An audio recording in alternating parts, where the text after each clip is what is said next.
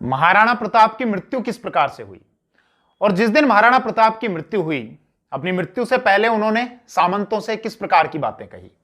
इसके अतिरिक्त जब महाराणा प्रताप की मृत्यु का समाचार मुगल शासक अकबर के पास में पहुंचा तो इस पर अकबर की क्या प्रतिक्रिया थी और उस समय मुगल दरबार में उपस्थित एक कवि दुर्सा आढ़ा के द्वारा अकबर की इस प्रतिक्रिया के संबंध में क्या बातें लिखी गई हैं, इस संपूर्ण विषय पर हम बात करने वाले हैं। मैं रमन भारद्वाज, आइए शुरू करते हैं। मेवाड़ के इतिहास के प्रमुख सोर्सेज में से एक सोर्स है वीर विनोद, जो कविराज श्यामल दास के द्वारा लिखा गया है।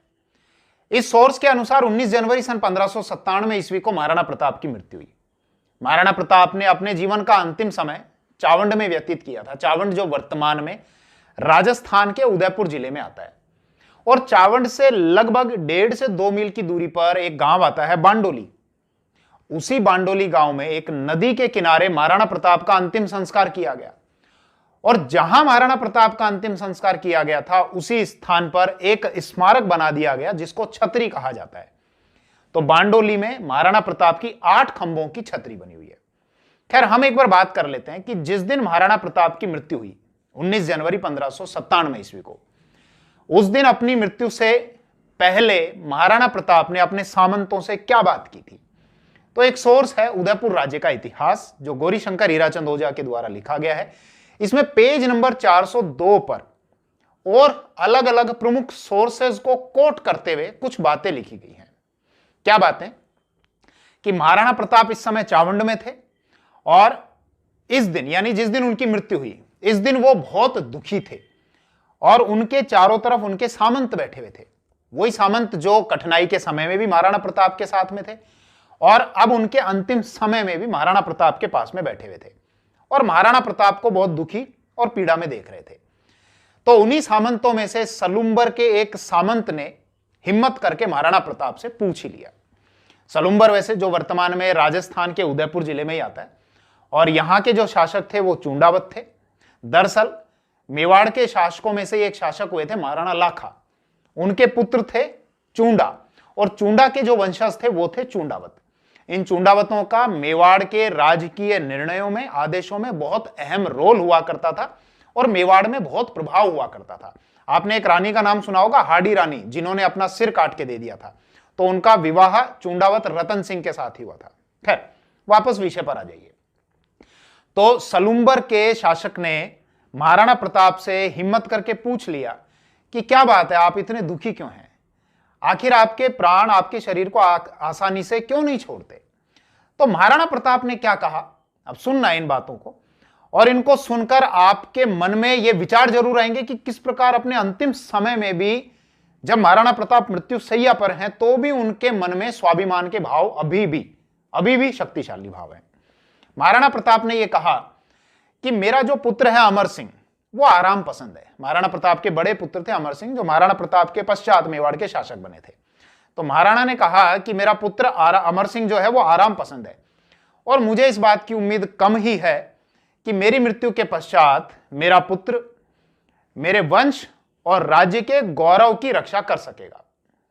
अगर आप लोग, महाराणा सामंतों को कह रहे हैं कि अगर आप लोग मुझे राज्य के गौरव की रक्षा का वचन दो तो संभवतः मेरे जो प्राण हैं वो मेरे शरीर को आसानी से त्याग सकते हैं।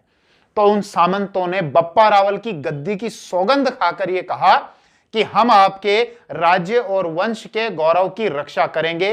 इसके बाद फिर महाराणा ने अपने प्राणों का त्याग किया।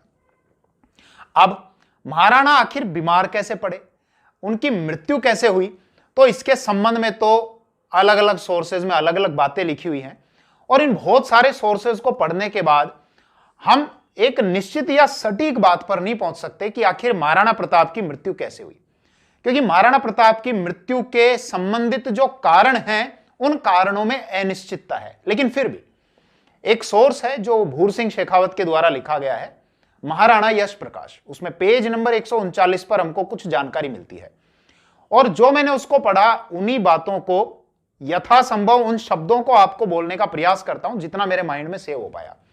तो उसमें क्या लिखा गया है महाराणा यश प्रकाश में कि ईश्वर की माया भी अपार है। वो वीर किसके लिए? महाराणा प्रताप के लिए, कि वो वीर जो मुसलमानों से युद्ध करते हुए कभी घायल नहीं हुआ, वो वीर जिसने अपनी तलवार से बहुत सारे योद्धाओं, बहुत सारे वीरों को मृत्यु शैया पर सुला दिया, आज कमान खींचने की वजह से घायल होकर इस संसार से, इस जग से सदा के लिए विदा हो गया।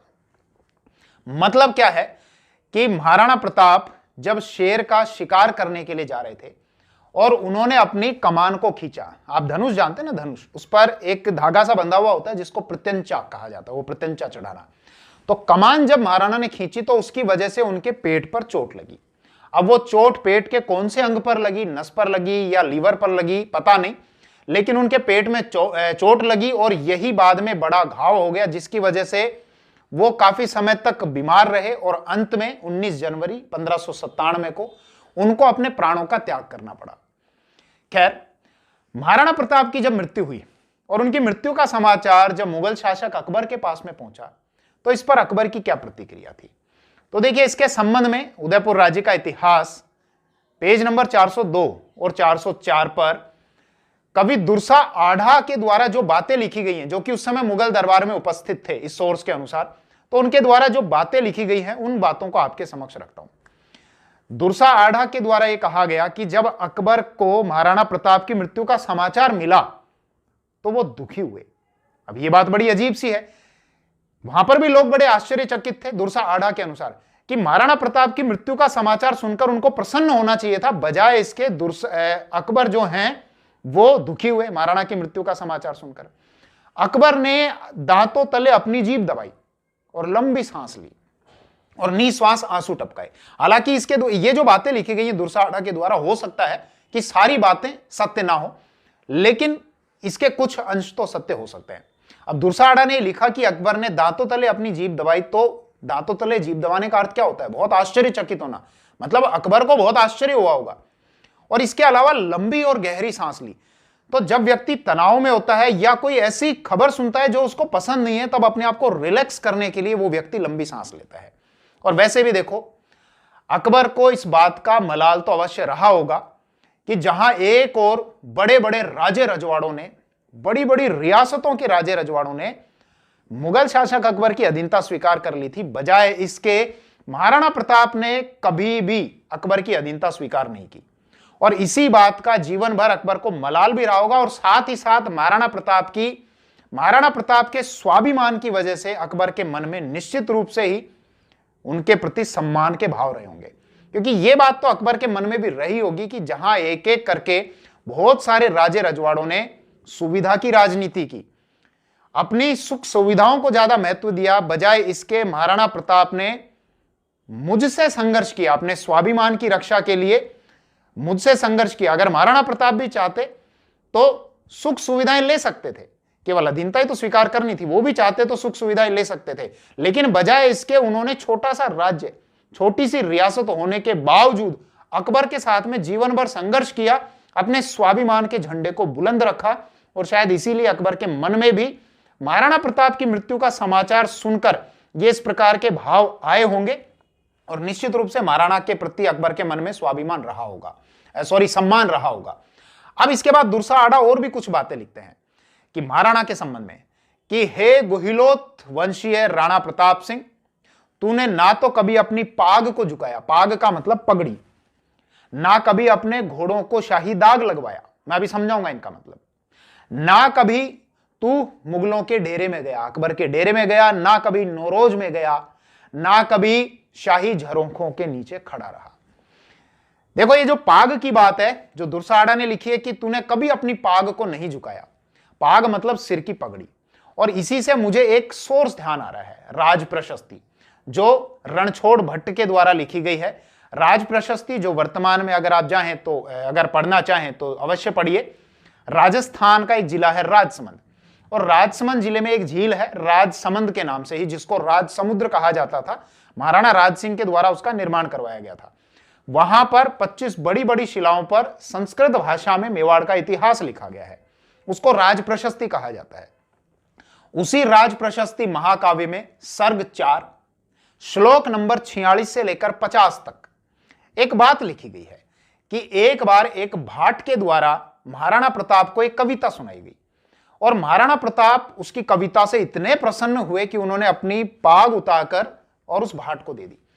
अब वो भाट भी महाराणा प्रताप की उस पाग का महत्व जानता था, इसीलिए अब आगे क्या लिखा गया है कि जब वो भाट एक बार मुगल शासक अकबर के दरबार में गया तो अकबर को मुजरा करने से पहले, यानी सिर झुकाने से पहले, उस भाट ने उस पाग को, उस पगड़ी को उतार लिया और फिर अकबर को मुजरा किया।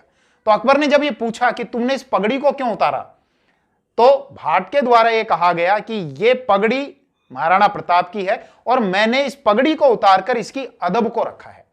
अब ये बातें सुनकर हमारे मन में ये बात तो आती है कि अकबर को इस बात का बुरा तो लगा होगा, और अगर बुरा लगा तो यह आदेश देने में कितना समय लगता है कि इसका सिर काट दिया जाए या सिर कलम कर दिया जाए। तो दरअसल थोड़ा सा समझना, भाटों के द्वारा राजस्थान का इतिहास लिखा जाता था। इसके अतिरिक्त एक और जाति थी, चारण जाति, उनके द्वारा भी राजपुताना के शासकों का इतिहास लिखा जाता था। ये इतिहास भी लिखते थे और समय पड़ने पर युद्ध भूमि में युद्ध लड़ने के लिए भी जाया करते थे। अब इतिहास लेखन में ये लोग कड़वी से कड़वी बात को लिख दिया करते थे, और न केवल लिख दिया करते थे बल्कि कई बार तो शासक के मुंह पे, राजा के मुंह पे कड़वी बात बोल दिया करते थे। शासक इनकी बात का बुरा नहीं माना करते थे, और अगर बुरा भी मानते थे तो इनके विरुद्ध कोई कार्यवाही नहीं किया करते थे। इसीलिए ये निडर होकर अपनी बात को लिखा भी करते थे और शासक के मुंह पर बोल दिया करते थे। तो संभवतः अकबर के द्वारा भाट के विरुद्ध कोई कार्यवाही नहीं की गई होगी। अब बात आती है घोड़े वाली, जो लिखी घोड़ों पर दाग लगाने वाली, दुर्साहड़ा ने की महाराणा प्रताप के संबंध में। क्या कि हे प्रताप, तूने कभी अपने घोड़ों पर दाग नहीं लगवाया। दरअसल ये एक प्रथा थी, दाग प्रथा, जिसको अलाउद्दीन खिलजी के द्वारा शुरू किया गया था घोड़ों की पहचान के लिए। अलाउद्दीन खिलजी ने एक और प्रथा भी शुरू की थी, हुलिया प्रथा, जिसमें हर सैनिक का चित्र बनाकर रखा जाता था ताकि करप्शन को रोका जा सके। इसीलिए तो अलाउद्दीन की सेना बहुत ज्यादा मजबूत थी, बहुत ज्यादा बड़ी थी, कि एक एक सैनिक का हुलिया बनाकर रखा जाता था ताकि सैनिकों के नाम पर 4 सैनिक हैं और कोई 10 सैनिकों का फर्जी वेतन उठवा ले, इस बात को रोका जा सके। और ऐसा ही घोड़ों पर भी दाग लगाया जाता था, लोहे को गर्म करके निशान बना दिया जाता था। तो अकबर के समय लगभग 1574 ईस्वी में इस दाग प्रथा को फिर से शुरू कर दिया गया था और घोड़ों पर गर्म लोहा करके दाग लगाया जाता था ताकि यह पहचान की जा सके कि कौन सा घोड़ा अकबर के अधीन आने वाले किस शासक या अमीर या राजे रजवाड़े का है। तो इसीलिए दुर्साहड़ा ने लिखा है कि हे प्रताप, तूने कभी भी अपने घोड़ों को शाही दाग नहीं लगवाया। तो शाही दाग तो तब लगवाते ना जब महाराणा प्रताप अकबर की अधीनता स्वीकार करते। महाराणा प्रताप ने कभी अकबर की अधीनता स्वीकार की ही नहीं, ना ही मुगलों के डेरे में गए, ना ही नौरोज में, नौरोज का जो मेला लगता था, जो त्योहार होता था, उसमें भी महाराणा प्रताप कभी नहीं गए। तो खैर, यहां इस वीडियो के माध्यम से मैंने कोशिश की कि महाराणा प्रताप के जीवन से संबंधित वो बातें जो सामान्यतः हमको नहीं बताई जाती, और वो बातें जिनको पढ़कर निश्चित रूप से ही हम बहुत गौरवान्वित महसूस करते हैं, ये बातें भी आपके समक्ष में लेकर आऊं। अब कोई नया विषय देखते हैं नेक्स्ट वीडियो में। जय हिंद।